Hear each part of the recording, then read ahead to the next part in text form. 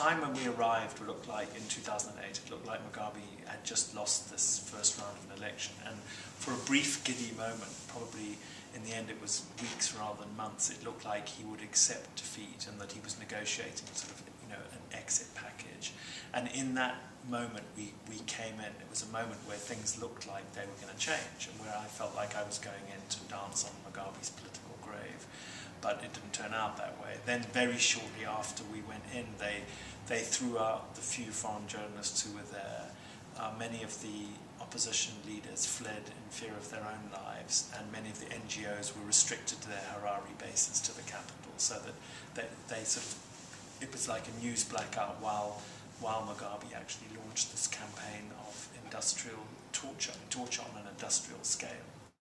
It is horrifying, although it's interesting because in fact, proportionately in the book, very little of it's taken up with actual descriptions of torture because there's only so much a person can take of having that described. So in a sense, you describe, you know, one or two and then you explain the scale of it so that you get the sense of it. I've written it deliberately in the first person and in the present tense to try and give an idea of what it was like at the time, of the confusion, of not realizing at first what was going on, and certainly not realizing the scale of it or the pattern of it, and how hierarchical and deliberate it was, how it was actually a military operation.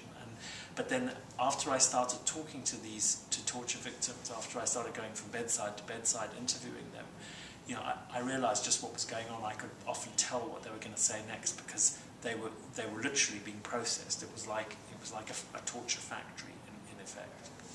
You know, the people, these torture victims, they don't act like victims. They're actually weirdly inspiring. I mean, it sounds sort of odd, but they are. And that's why, you know, one strives for a different word to describe them than victims. I mean, survivors is the one that's most often used.